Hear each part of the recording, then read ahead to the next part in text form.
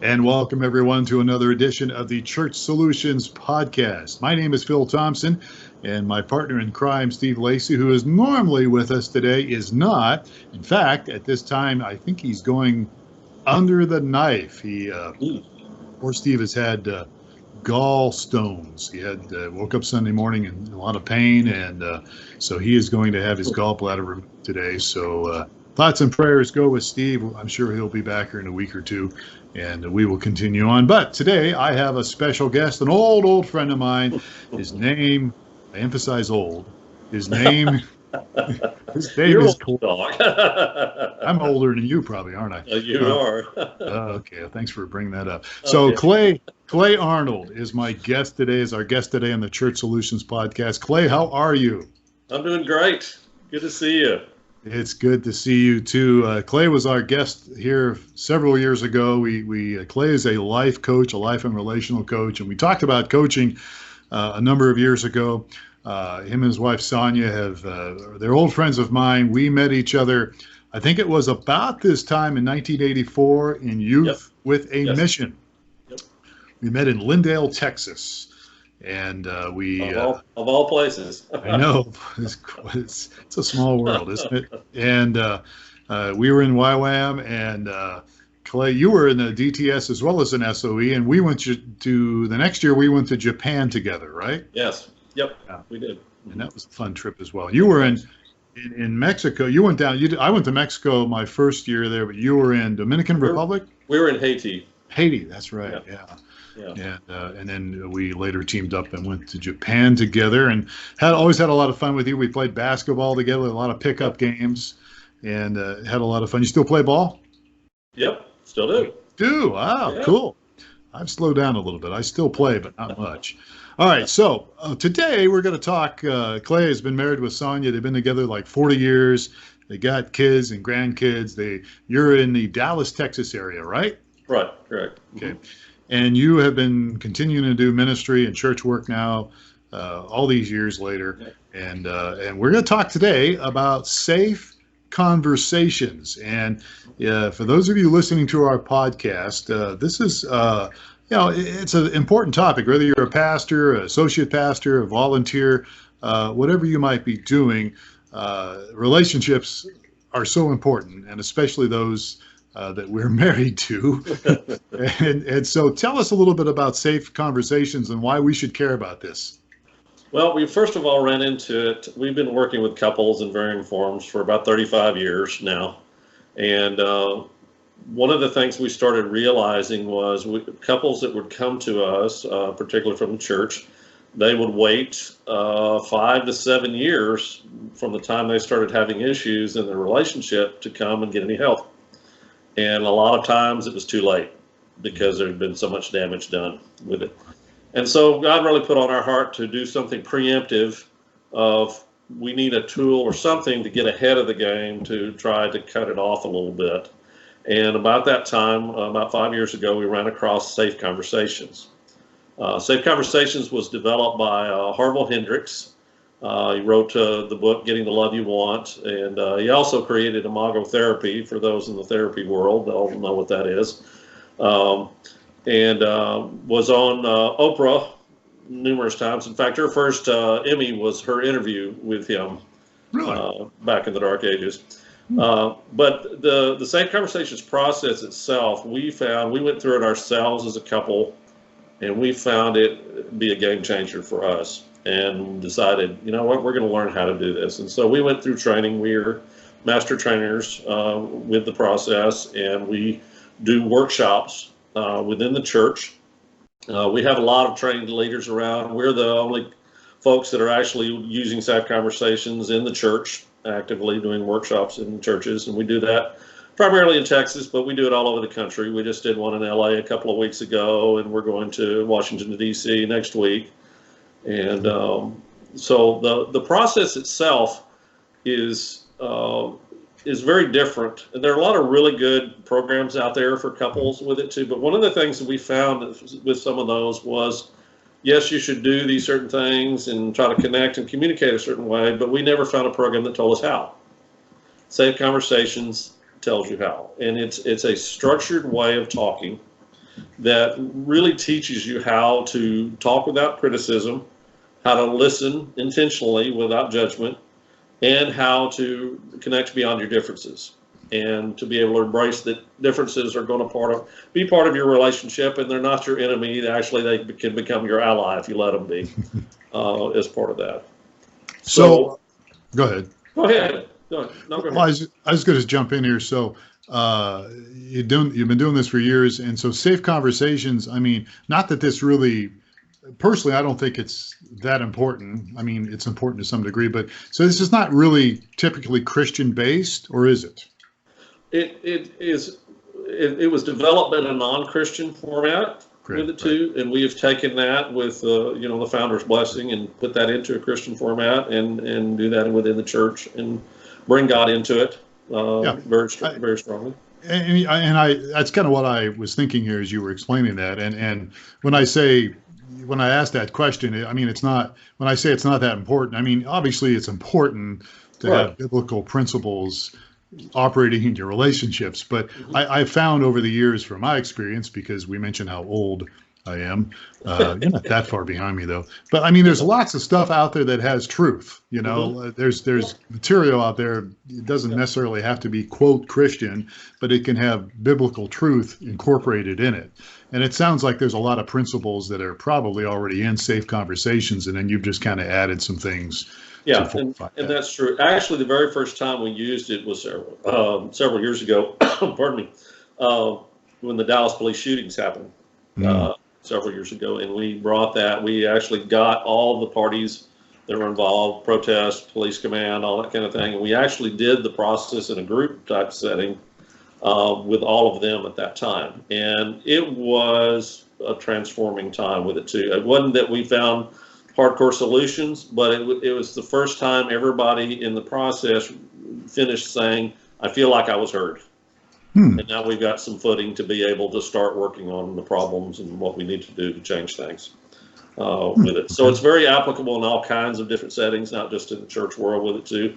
Our target with it though is the couple world because of our experience doing relational coaching and, and again, having that preemptive tool to get ahead, to try to help couples before they get into crisis. So let me just clarify this again. So, I mean, you're obviously working with couples, and is this couples maybe that? I mean, do they have to be married, or are they just engaged, or are they maybe on that courtship path? I mean, all of the above. Okay, all right. We have people that come that are engaged. We have people that come that are just starting out. People that have been married a year. We've had people that have been married 60 years come to one. Wow. So and it's your specialty is married couples, but from what I could hear is Safe Conversations could be applied in different formats. Absolutely. Okay. Absolutely. So it could once you learn the skill itself, the dialogue skill itself, and what it's basically doing is it's moving how we usually have communicated for thousands of years from monologue, which is basically I have the goods, you need them, I'm right, you're wrong, to a real true dialogue to get it horizontal, which is basically, and by the way, Webster's is a little off in his definition of that. He says it's two people talking at the same time. That's not a dialogue, and that's confusion. Right. But it's still one person talking and the other one actively listening, and then they take turns in doing that. So let me throw this out to you, and we'll get into the couples thing here in a moment, and why it would be something that maybe somebody listening to this podcast might be interested in. But let's say I'm on staff at my church, and I have a large staff. Maybe I have 10 people on staff, and then we're talking staff, right? And so would Safe Conversations be something? I mean, maybe you wouldn't do it, but would that be something that would work in that kind of a setting? It would, and Sonia and I have actually done that with staffs. We've modified it to make it applicable for staffs, just so culturally, if the staff's doing it, that's going to filter down in what your couples and families are doing in the church as well. We've also done it in parent-teen format as well, and all works the same. The process and that's what I like about it. It works. Yeah. So tell me, give me some practical things. All right. So Okay. you generally do this in a group setting, right? Mhm. Is that what Yeah. it is? So let's say you come to my church, you and Sonia come, and you do this. How long is it? I mean, is it a one evening? Is it several evenings? What, or It's is it a usually day? it's usually a day long. We probably most of the time come like on a Saturday, for example, with it too. It's a 6 hour program. Okay. And we do the whole process. And it's not just hearing us talk.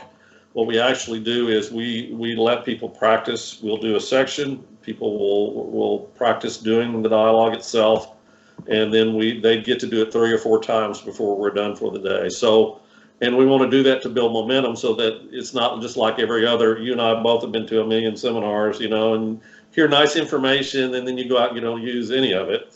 Right. And this is to get them on a momentum where they're actually using it and seeing it's working in their relationship before they get done. So, and that actually happens in the workshop itself. Okay. So you go in, you start a workshop. Mhm. What happens? What's the first thing that you Well, talk about? there's three things that happen. Let me give you the three things that kind of are the undergirding of it with the two. There's an idea, a skill, and a decision. The idea is that our history comes into our present, especially when it comes into our relationship and marriage. Mhm.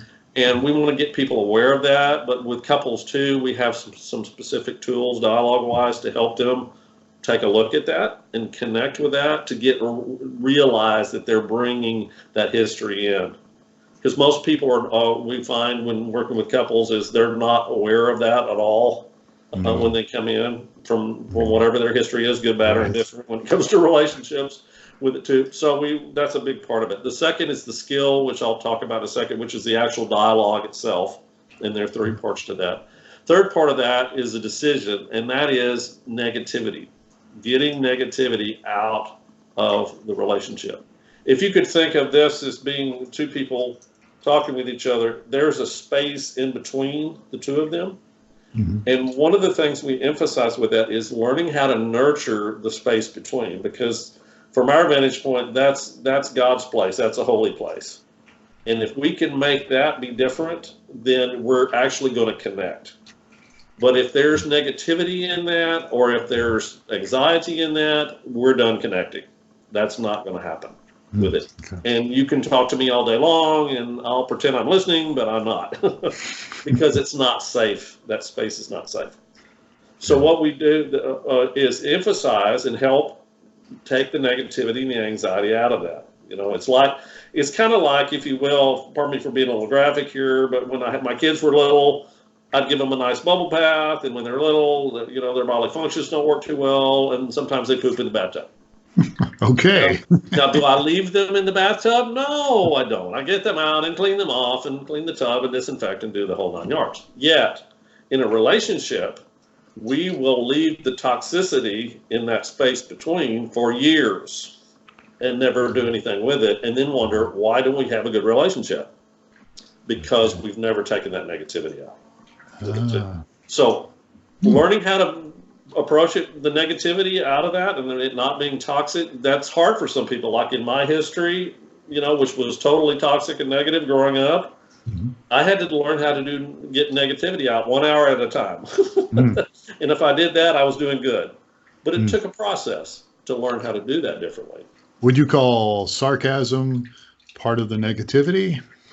Yep, sarcasm, which you and I share a bond there. Eye rolling, deep breaths. Are we done yet? Okay. That kind of, all kinds of different things with that, verbally and non-verbally. Yeah. That's right. There's nonverbal signs. Yeah, and even how we say stuff. Yeah. So we teach you what to do with that, how to get that negativity out of there. Now, let me go into the skill part, the three parts of the dialogue itself. One of those, the first one is mirroring, okay? And mirroring is something that other programs have, but the way we do this is a little bit different because we use it's a structured way of talking using some specific sentence stems that do something very important. And it's kind of cutting edge neuroscience with this.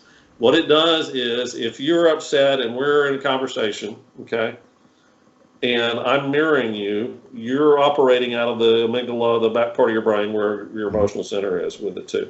So in the mirroring, I will say to you, so if I got that, you're ticked off of me about me, with me about blank or whatever, and I'll specifically mirror that back to you. And then I'll ask you, did I get that? Yes or no? Mm-hmm. Okay. Is there more about that? I'll ask you that too. We would never get asked that. Nobody ever asks us that, especially when we're upset with it too. But here's what I'm doing. I'm integrating. It's actually integrating in your brain because it's bringing it from the emotional place up here to the frontal cortex where you have to answer the question. Okay. And the question's worded in a specific way. Whereas I didn't say, did I get that right or did I get that correct? I leave those kinds of words out so that I don't bring judgment into that. Okay. So what I'm doing is that, and what happens is it makes you calm down because you're having to go back and forth from the emotional part to the reasoning part. Okay. Okay. The thing I love about mirroring is, one, it makes you a better listener. We all have a little lawyer and a little analyst that sit on our shoulder.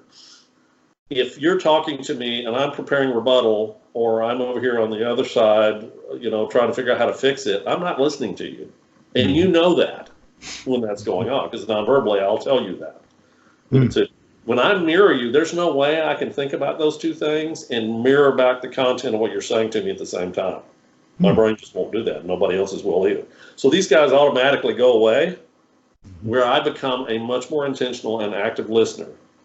And that's a really important thing, because the average person actually retains 17% of what they hear. And that's if they're in a good mood. If they're not, that can be even less. My son, I don't think his retention is that high when I speak to my son. Nor my children either at times. But there's that sarcasm. There we go. There we go.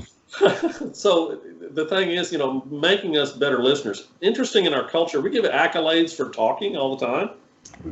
We never do for listening. Mm-hmm. And this teaches you how to do that with it too. Mm-hmm. Second part of it is to validate. Well, that makes sense. What if it doesn't make sense to me, what you're saying? Doesn't matter. In your reality, in your history, the way you are at the moment and what you're sharing at the moment, that's your reality. And I want to honor that in a relationship, Okay. And again, who validates us? Not very many people most of the time. Right. Thirdly is empathizing. And I bet that would make you feel blank. Okay. We're giving opportunity here for different levels of connection as you go here. Right. Okay, does that make sense? Yeah. Wow. And so, you know me, I'm the world's greatest skeptic. You've known that for years. We've been around each other. I decided when I first learned that this was a bunch of baloney, and I was going to go put it to the test and make it do something really hard to see if it actually worked, separate from the couple format. So I went up down downtown Dallas, out in the homeless area of downtown Dallas, and I found somebody having a psychotic episode, running down the street, talking to himself, yelling and screaming, whatever. And I went up and initiated a conversation. And I used these tools. I began to mirror him. So tell me about your story. So if I got that, this is what happened. Did I get that? Is there more about that? And when I said that sentence, he got this deer in the headlight look with me and said, "You really want to know more?" I said, "Yeah, man, you're a human being. I want to know, you got here somehow. What's the rest of the story?" As we went through the process, he totally calmed down to where we were talking in a normal adult voice. And we connected at such a level that after I did the process with him, we went and got a hamburger and we talked for 30 more minutes after we got done. Wow. And that proved to me, is like, okay, if that works in this setting, it'll work with husband and wife. Interesting. Wow, that's fascinating. Huh. Well, communication is definitely, that's the key to relationships, or at least one of them, I would say. Yeah. And I think, as you've been already saying here, that most of us don't communicate properly, and communication is obviously more than just talking, as you just said. Well, we do what we know. In my history, growing up, the one who yelled the loudest in the house won, even to the point of having a fist fight to make your point. Right.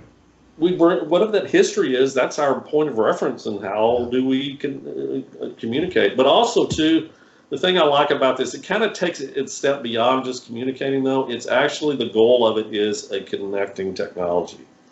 Yeah. Let's actually connect and build relationship here, and not just communicate, but let's take it deeper. Yeah, and it actually does that process. Yeah, that's awesome. That's awesome. We're talking with Clay Arnold here. An old friend of mine. Clay and I mean, this is only the second time we've actually had a conversation. We're on Facebook, but and you were on a podcast earlier a few years ago. So Safe Conversations is what this is called. So how do people get a hold of you? And if people are interested in this, do they come to you? Do you come to them? How does that work? Well, we have the mothership of the process is called Relationships First. It's relationshipsfirst.org. They could get information there. Or they could get on our website, where we have also present our coaching material and things we do in that arena as well, in relational coaching. It's Heart Life Coaching, DFW, D as in dog, Dallas Fort Worth, .com. And there's actually video and information about the workshop on there, and about Safe Conversations on the website with it too, and also the other things that we do for support as part of that too. Sure. And we work with couples. We have couples, a lot of couples that will come to a workshop, and if they're in need of follow-up, we do relational coaching with them. We can do that on the WhatsApp or on Skype or however with that. And we do, we have people from all, actually around the world that we've done that with. So if somebody listening to this podcast wanted to have you and Sonia come to their church to do this workshop, what's the process? They reach out to you at your website? Reach out to us. They can either through the website or heartlifecoachingdfw@gmail.com. Is the email. Just contact us, and we'll start dialogue with you about that, about how we do that with churches, and we do charge for it, but we have lots of different ways of doing that with the church, either charging per couple if the church can't do that. Sometimes the churches like to do partial scholarships for couples. Sometimes. Well, I was going to ask you, what does it cost? Because people normally it's $99 per couple, which is the equivalent of coming to see us for one session. So you're getting a pretty good deal. You're getting 6 hours of content versus one. But it's $99 per couple, and then depending on how the church decides to do that, but most of the churches, they at least provide scholarships if folks can't afford it. Flexibility there. Awesome. Yeah. Great. Yeah. Well, that sounds great. It sounds like it's so important. Conversation and how we do it is very important. So if you missed all that stuff, obviously you can back up the podcast, but you could just send us an email. You can send us an email, support@streamingchurch.tv. And we do these podcasts. We're a tech company that does video, streaming video, and mobile apps and all that. But we're very much involved in our churches, and that's one of the reasons we're having Clay on here today, is because it's more than just tech stuff. It's about building relationships, healthy relationships, helping pastors and volunteers and leaders grow. I wish, years ago I pastored, and I wish I'd had this tool years ago. It would have totally transformed how I did ministry, how I handled my staff, how I handled my parishioners. Yeah. And that's one of the reasons we have the heart to come alongside church and pastors and say, hey, let us bring this tool to you, because it'll change the whole environment of what's going on in your church. Yeah. Well, I like it because, I could see, having church board meetings, and if they operated kind of with the template of Safe Conversations, your church board meetings would probably go a lot better. Yep. And people are still heard. But what we find is, even like when we've done it with staffs, is you're able to get to the problems and find solution to the problems because everybody knows they're being heard, and they're able to connect, and the relationship's still above the, God's priority is the relationship's above the problem. That's how it always is. But a lot of times we flip that, especially in the church world. Yep. This helps you. It gives you a tool in your toolbox to be able to do that and do it differently. All right. That's right. Okay, well, look, we're out of time. Our All guest right. today has been Clay Arnold, and he's he's talking about safe conversations. And again, we'll put this information up on how to contact Clay, or as I said earlier, support@streamingchurch.tv is one way. Just send it to us, and we'll contact Clay. Clay, it's just good to see you again. Good to see you too, man. What a blessing. Yeah, and tell Sonia I said hello, Well, and I don't know your kids except Heather, and yeah. Heather's what? Heather's got to be what? How old is Heather? Heather's 35 with 2 kids and lives in Nashville. Gosh, that's just I mentioned Heather because she was just a little baby, 2 basically. years old when we went to Japan. That's amazing. Wow. All right. Hey, thanks again, folks. Yeah, and folks, thank you for listening to the Church Solutions Podcast. Steve Lacy, hopefully we'll be back next week. Yeah. I'm Phil Thompson. Thank you for the privilege of your time. We'll catch you next time on another edition of the Church Solutions Podcast. Take care.